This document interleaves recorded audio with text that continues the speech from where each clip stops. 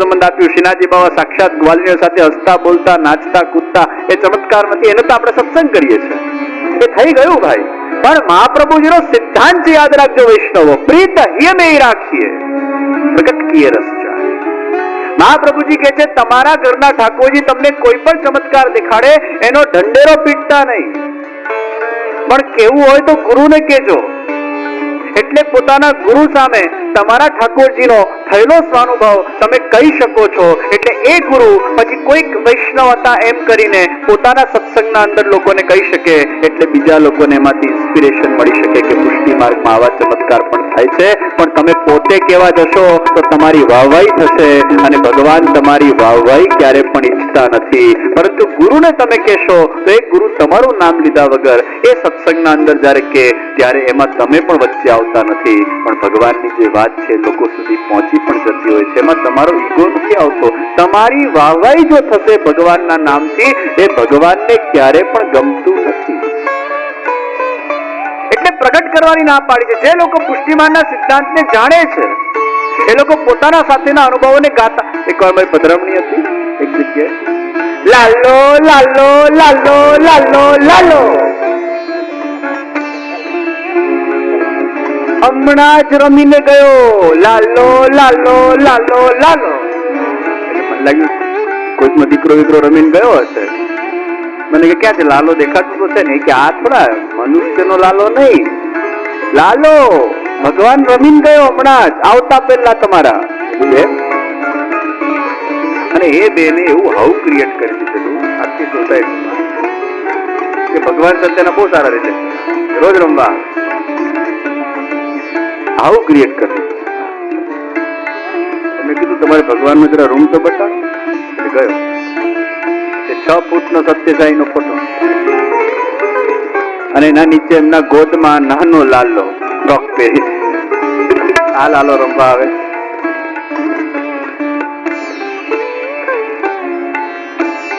પછી બધાએ મને કીધું આ તો બધા વાતાવરણ ઉભું કરેલું છે. અને જે સાચો ને યોગ્ય ભક્ત હોય એ ક્યારે પણ ઢીંડેરો પીટતો નથી. એ ક્યારે પણ ભગવાનના નામે એ પોતાની વાહવાઈ કરાવતો નથી. એક વાર જેને ભગવાનની ઝલક દેખાઈ જાય એને પછી પોતાની વાહવાઈમાં રસ જ રહેતો નથી. એને તો કેવલ ભગવાનના ગુણ ગાવામાં રસ રહે છે, એને પોતાની વાહવાઈમાં ક્યારે પણ ઇન્ટરેસ્ટ નથી. એક બાર જો ભગવાન કી ઝાંકી કો દેખ લે તો સાક્ષાત લાલો દેખાઈ જાય, તમારા રોમ રોમમાં કૃષ્ણ વસી જાય, તમે દીવાના થઈ જાઓ કૃષ્ણના પ્રેમ ને ભક્તિના અંદર. તમને એવી ફુરસત ના રહે કે કોઈને જઈને હું કહું. અને આજ મહાપ્રભુજીનો સિદ્ધાંત હતો કે તમારા ઘરે ઠાકોરજી બિરાજતા હોય અને તમે ભક્તિના એ લેવલ પર પહોંચી જાઓ કે તમને તમારા ઠાકોરજી સિવાય બીજું કઈ ન દેખાય, અને તમારા ઠાકોરજીમાં એટલા રસપ્રદ પ્રચુર થઈ જાઓ કે ગામમાં હવેલી ક્યાં આવી છે પણ તમારા ધ્યાનમાં ન રહે, એટલે તમે હવેલી જવાનું છોડી દેતા હો છો. તો આ સિદ્ધાંતને પેલા જળ સિદ્ધાંતવાદીઓએ એ રીતે પ્રગટ કર્યો કે મહાપ્રભુજીએ તો કીધું છે કે ઘરના ઠાકોરજીની સેવા કરવી, હવેલીમાં જવું જ નહીં. પણ એ ડોબાઓને કોણ સમજાવે કે એ ઘરના ઠાકોરજીની 5 મિનિટ સેવા કરતો હોય છે. રેસ્ટોરન્ટમાં જાય તો ચાલે, થિયેટરમાં જાય તો ચાલે, ફરવા જાય તો ચાલે, લગ્નમાં જાય તો ચાલે, હવેલી આવે તો ન ચાલે. આ ક્યાંનો સિદ્ધાંત છે? એ લેવલ પર પહોંચો પછી ઓટોમેટિક બધું છૂટી જાય છે. તમે એકવાર સ્કૂલમાં આવ્યા, પછી તમે કોલેજમાં આવ્યા, પછી તમે ડિગ્રી મેળવી તો સ્કૂલ છોડવી જ પડશે તમારે કોલેજમાં જવું હશે તો. કોલેજ તમે પ્રાપ્ત કરો તો સ્કૂલ ઓટોમેટિક છૂટે છે, એનો કોન્શિયસ એફર્ટ નથી છોડવાનો. શરૂઆતના અંદર મહાપ્રભુજી કીધું અસમર્પિત વસ્તુ નામ તસ્માત વર્જન માચરિત. બ્રહ્મસમન લીધા પછી બહારનું નહીં ખાતા, પણ ખાજો શરૂઆતમાં. પણ શરૂઆતમાં પછી ધીરે ધીરે એને જીવનના અંદર લાવવાનું છે. જેમ જેમ તમારો સ્ટાન્ડર્ડ વધતો જાય, લેવલ વધતો જાય, અને અમુક વસ્તુ છોડવી નથી પડતી, છૂટી જ જતી. જયારે જ્ઞાન આવે ને પછી છૂટી જ જાય. અમે લોકો નાનપણથી એ રીતે રેસ થયા હોઈએ. વલ્લભકુલ પરિવારમાં મારું જન્મ થયું હોય, અમને બહારનું ખાવાનું આકર્ષણ જ રહેતું નથી, કારણ કે સ્ટ્રિક્ટ સિદ્ધાંત ફોલો કર્યા હોય અને ધીરે ધીરે કરતા કરતા જ્ઞાન થયું હોય. અમને જરા પણ એવું ના થાય. મને લોકો ઘણી વાર પૂછે જે આપને ઘણી વાર એવું ઈચ્છા ના થાય આવું બહારનું જમવાનું, થિયેટરમાં પિક્ચર જોવાનું, નામ કરવાનું, તેમ કરવાનું, એવો ઇન્ટરેસ્ટ નથી થતો. એ થતો જ નથી, કારણ કે એ રીતે રેસ થયા હોઈએ કે એના માટેનું આકર્ષણ જ ન રહે. એમાં રસ જ ના લાગે. પછી ઘણી વાર એવું થાય કે ટાઈમ વેસ્ટિંગ થાય છે, આ એક બગાડ છે સમય. મને યુકેમાં પેલો મેડમ તુષારમાં લઈ ગયા હતા અમારા એક વૈષ્ણવ. મેડમ તુષારમાં ગયો તો અડધેથી પાછો ફર્યો. મને ગભરામણ થવા લાગી, એવો ગુમડાઈ ગયો પૂતળાઓ વચ્ચે. મારું કોન્શિયસ મને ના પડવા લાગ્યું, આવું ક્યાં આવી ગયો, અને ગભરામણ થવા લાગી.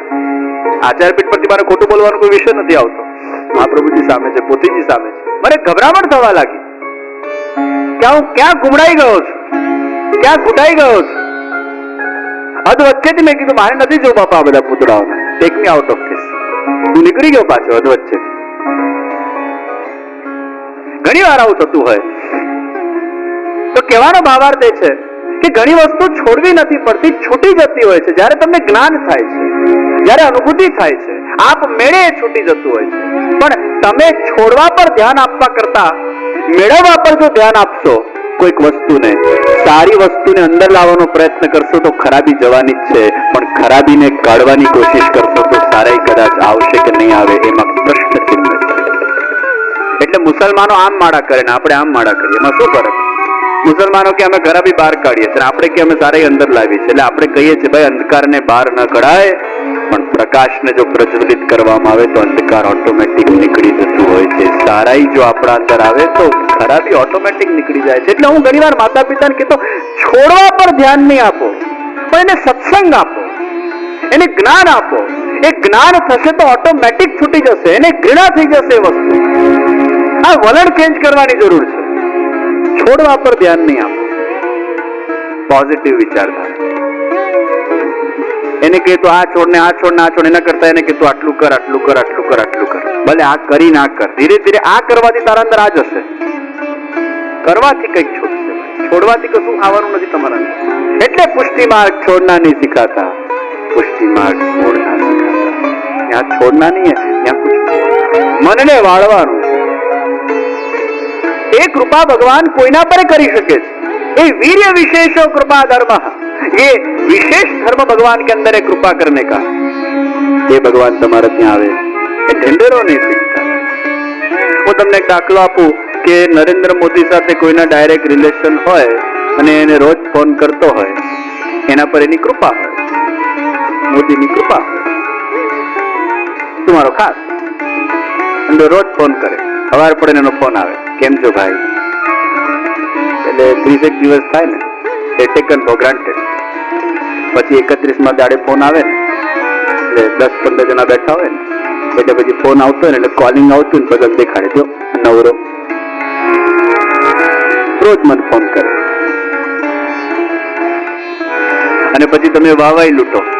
અને ખબર છે આના રોજ ફોન આવે મારા પર, અમે રોજ વાત કરીએ. પેલો બિચારો સારી ભાવનાથી તમારા સાથે વાત કરતો હોય અને તમે એને ઊંધી રીતે પ્રદર્શિત કરો, અને આ જો પેલાને ખબર પડી જાય કે આ માણસ મારો ખોટો ફાયદો લઈ રહ્યો છે, તો બીજી વાર તમે એને ફોન કરો ખરા?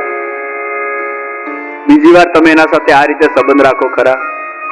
પ્રીત હિય મેં હી રાખીએ, પ્રગટ કિએ રસ જા. તમે જો એને પ્રગટ કરશો, આપણા લૌકિક રિલેશનના અંદર પણ આપણે આવું કરીએ છીએ તો આપણને ગમતું નથી, તો ભગવાન સાથે આપણે આવું કરીએ તો ભગવાનને ક્યાંથી ગમવાનું ભાઈ? એટલે કીધું છે કઈ પણ અનુભવ થાય ભગવાનનો, ઢીંઢેરો નહીં પીટતા. તમારી વાવાઈ થશે, ભગવાનને નહીં ગમે. વીર્ય વિશેષો કૃપા ધર્મ. ભગવાનની શ્રી એ ભગવાનની લીલા છે, શોભા એ લીલા છે. લીલા વિશિષ્ટ પુરુષોત્તમ છે. ऐश्वर्य यश श्री ज्ञान मदन्यतेन जानन्ति नाहं तेभ्यो मनागति.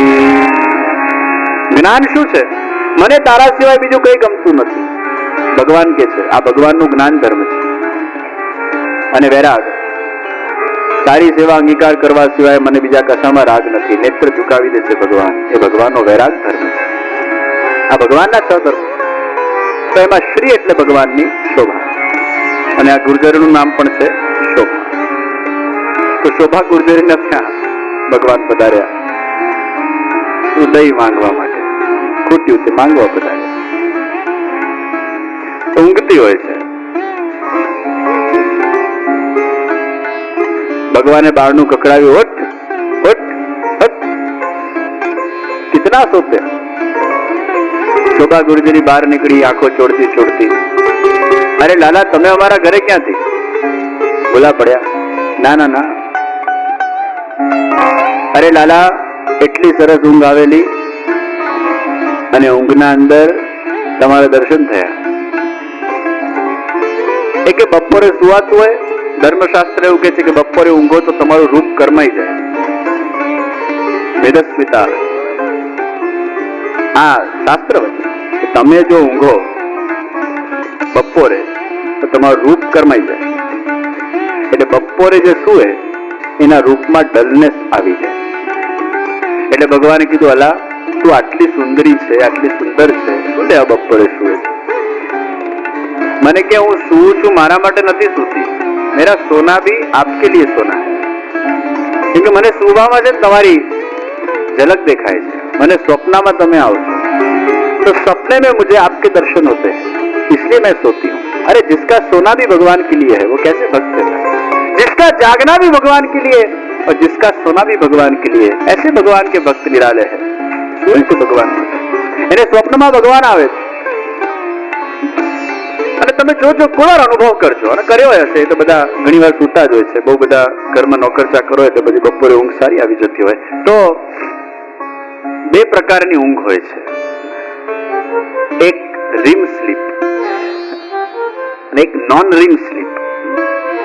REM એટલે રીમ અને નોન REM નોન રીમ સ્લીપ.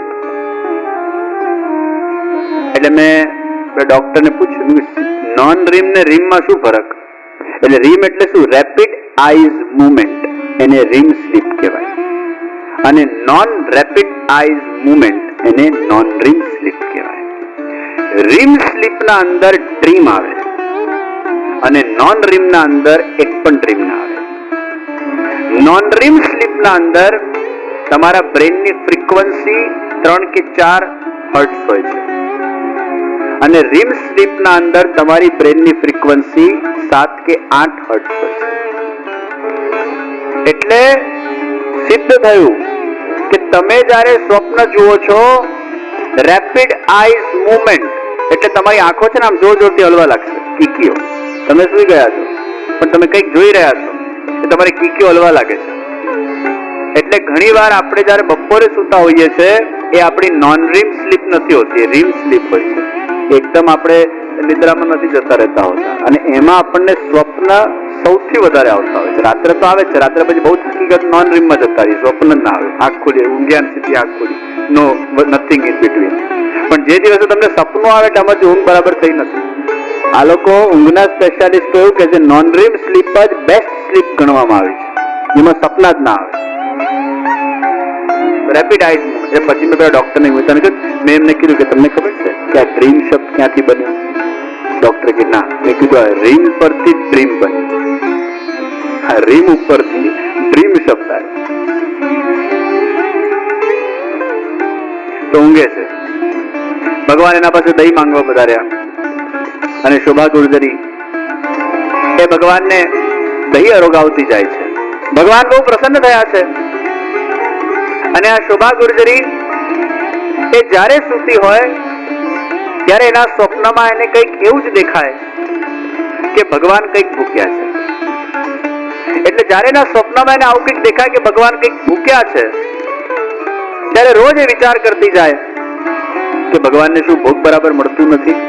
અને જે દિવસે આવું સ્વપ્ન આવ્યું એ જ દિવસે ભગવાન ત્યાં પધાર્યા છે. ઘણી વાર જતાવણીઓ ભગવાન સ્વપ્નમાં કરે છે. તમને સ્વપ્નના અંદર કંઈક ભગવાન